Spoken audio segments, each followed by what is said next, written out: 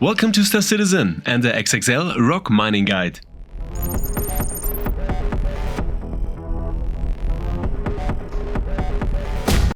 In this guide, we will go into the different ways to earn Alpha UEC as effectively as possible with the Greycat ROC as well as the two-seater ROC-DS.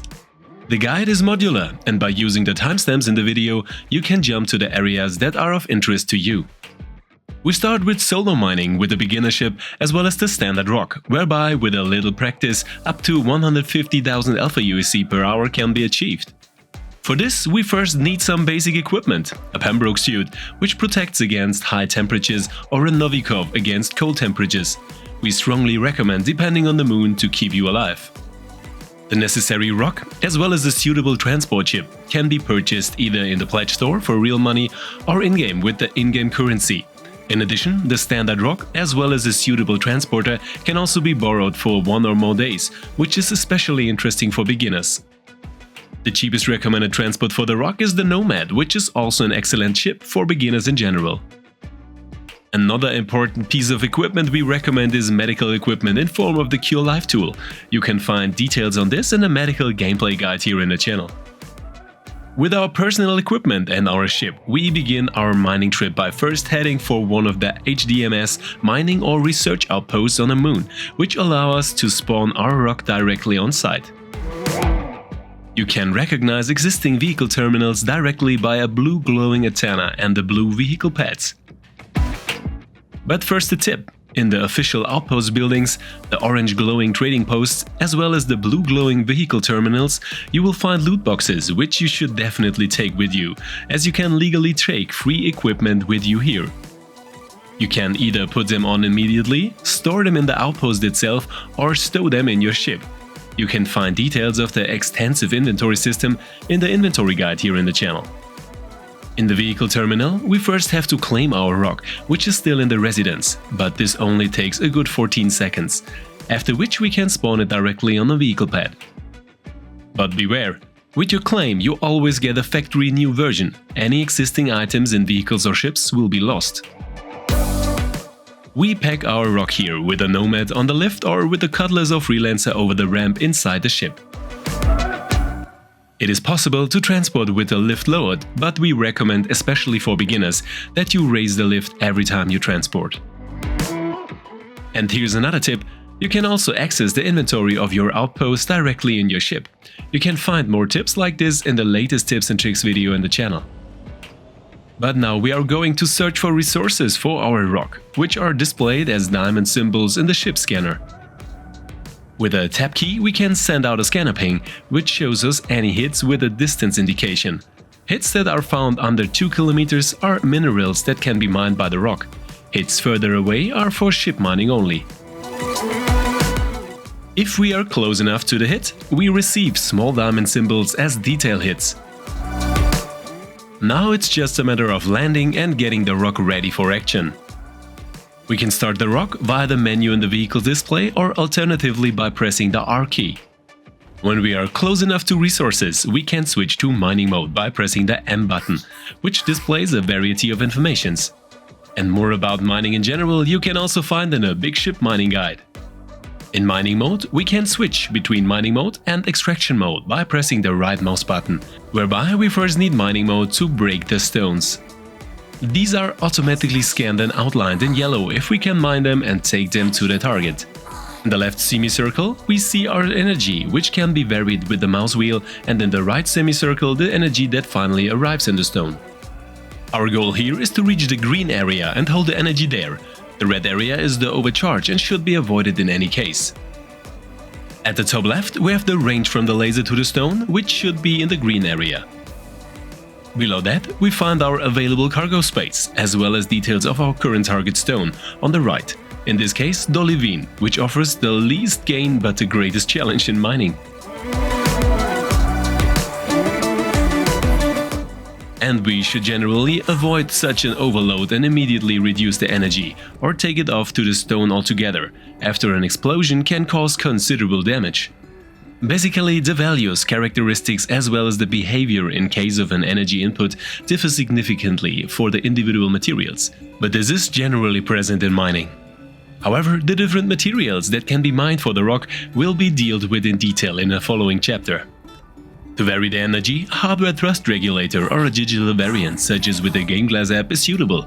Alternatively, we recommend completely deactivating the energy when the low third and the green range is reached and then revealing it again, which prevents overcharging and effectively enables mining. Once the stone has been cracked, we can switch to extraction mode with the right mouse button and reactivate the laser with the left mouse button. Depending on the server performance, we have to stay a little longer on the fragments to finally suck them into our cargo hold. Fragments that have already been mined remain with the diamond symbol, but they are not collectible.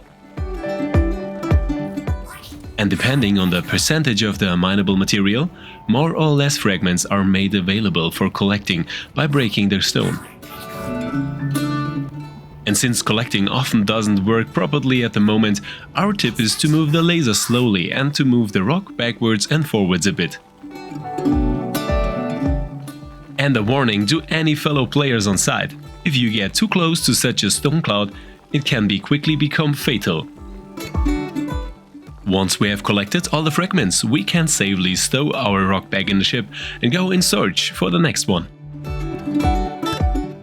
The search for resources is currently the limiting factor that determines how much profit you can make with our rock. Although the Moon of Aberdeen is known to have the highest density of the most valuable material, hedanite, finding sufficient amounts of resources is a factor that should not be underestimated. Here, experience and knowledge of the respective moons definitely play a role. And here's a tip of the sometimes significant fuel consumption: deactivate your engines with the I key at every stop, and you will automatically collect a not inconsiderable amount of fuel again while you are on the move with the rock. This way you can reduce costs even further and maximize your profit. And for maximum profit, it's advisable to only look for hedanite specifically, and this is by far the most valuable item to sell. After a successful tour, we can sell our material directly on the moons at the respective trading posts where we were able to spawn our rock. To do this, however, we'll look for the buildings with an orange-yellow flashing antenna. At the trading consoles, we can select our rock directly and sell our materials from the ship. Parking out is not necessary. However, only the owner of the rock can sell. But more on this in the second part of the guide. The big advantage of rock mining is that few basics are needed, and we can rent the rock with a suitable transporter for 24 hours at many stations. Here we have an investment of about 35,000 aUEC, whereas with an average round per hour we can make a good 100 to 150,000 aUEC profit, so we have enough for the in-game purchase of a rock as well as a suitable means of transport together in very short time. However, with the two-seater ROC-DS, we also have the possibility to go hunting for lucrative resources together with a friend. However, the already mentioned limiting factor here is the search for resources, which is usually much less lucrative with two players in one ship. The second player gives us more security and, of course, more fun. Incidentally, the different scanner strengths, different ships currently offer an almost imperceptible difference. This means that larger ships do not offer any significant advantage in the search for resources. The maximum effect, on the other hand, is currently achieved with two players, two ships and two rocks. However, going on a mining expedition together naturally also has its charm, which is an advantage not to be sneezed at when playing together, as well as the possibility of mutual support. In addition, the ROC-DS, with its larger cargo space, stronger mining equipment and greater mobility, offers tangible advantages over the standard model. However, these advantages are not without significant disadvantages. For one thing, the space outside is unprotected, which means that the weather has an unhindered influence, although the driver is spared this. Furthermore, the division of tasks in the DS makes little sense, since either the driver has no task in mining, or the worker can only watch while driving. It is possible to use the DS alone, but switching from the driver's seat to the mining arm is awkward and takes a long time, which again negates the added value of the DS and makes effective mining very difficult. With future gameplay that requires longer-term excursions in cave systems or similar scenarios, the ROC-DS could play out its advantages and would be in its element for this. Because currently, no matter which rock variant we use, finding resources is the limitation, since these can only be found at a close range of less than about 2.5 kilometers. This is why team play with several ships is a good idea, since we can cover a large search area and resources that we are found can be mined together very quickly and effectively. In this way, we can increase our profit considerably and make even more profit than when we are traveling alone. In addition, the danger of being obstructed or robbed by other players is reduced, as they often only target defenseless individual players. Therefore, our tip is not to travel near outpost if possible, but to get a little more distance to the outpost by jumping on OM buoys. It is also possible to use the ROC without an appropriate transport ship, but this is not recommended, as even a few kilometers with a ROC-DS, which has a very good off-road capabilities, can take up an enormous amount of time. Especially as we are again in direct range of the outpost, which is a tempting of target for a raid. Therefore, rock mining in a team, especially with your own scout who is already looking for new resources, offers enormous advantages and can not only be a lot of fun, but also extremely lucrative. In a team, a good 200,000 alpha UEC per hour and per team member are possible, as long as the scout can explore regular supplies of mineable hedanite. However, only the owner of the rock in which the stones are stored can sell them. However, there is also the possibility to use the ship's inventory, which allows the ship owner to sell as well. It is also worth splitting up the different loot boxes after they have been opened for the first time by one player and can no longer be looted by other players. This means that nothing stands in the way of a lucrative rock mining excursion as a team, and is also highly recommended at present.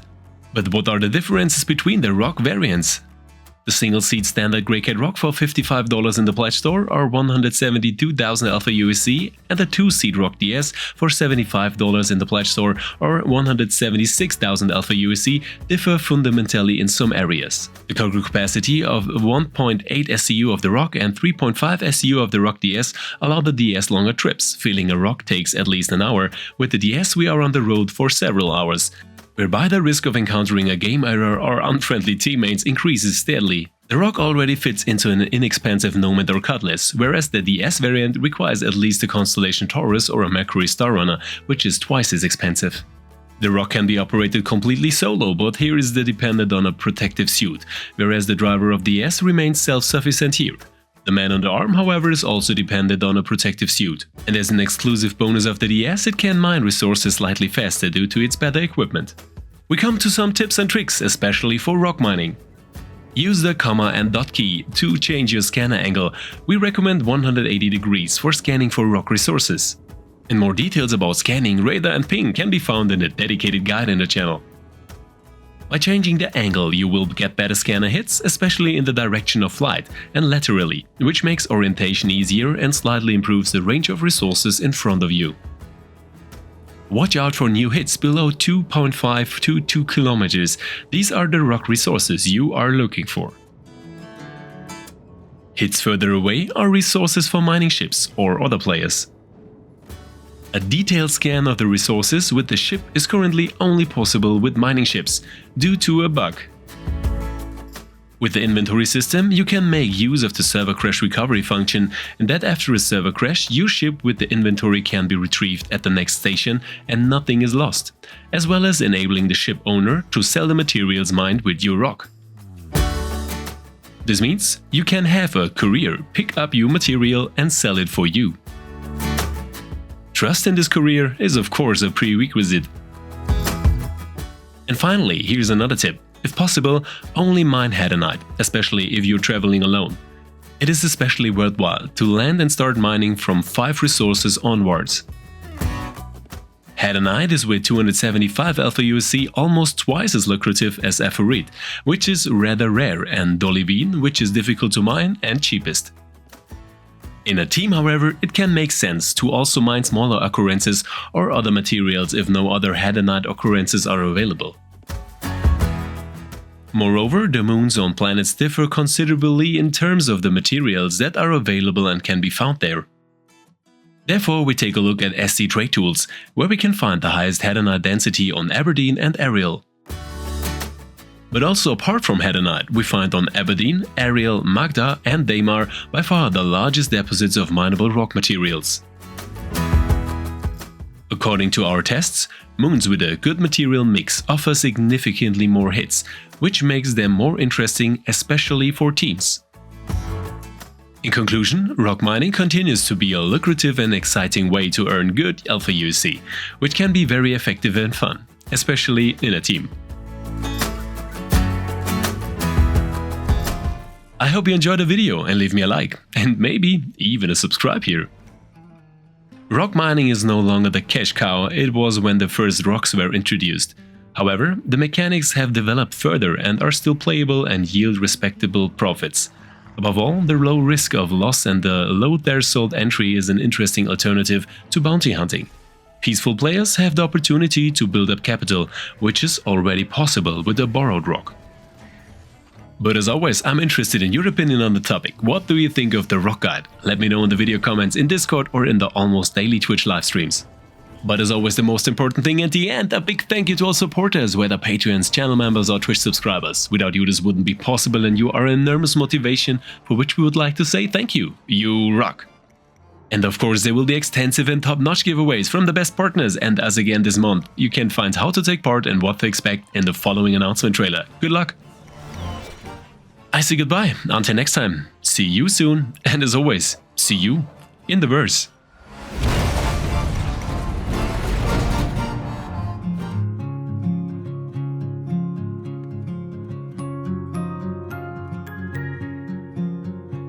I feel it getting close, I feel the joy in the air. Everybody's going home to the people they care for the most. And I'm on my way, 'cause you're my happy holiday. Na, na, na, na, na, na. You're my happy holiday. Na, na, na, na, na, na. You're my happy holiday.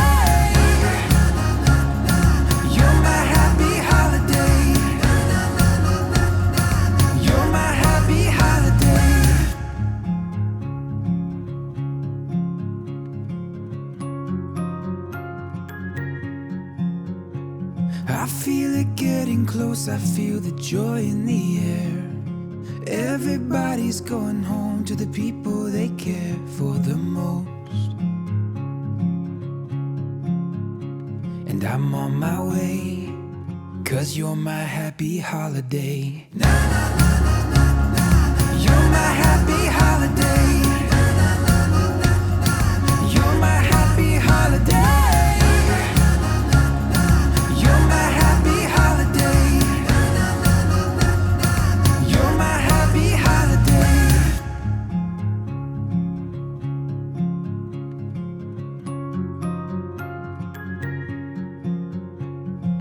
Turning down our road, I'm like a kid again. I can't wait to see all of my family and all of my friends.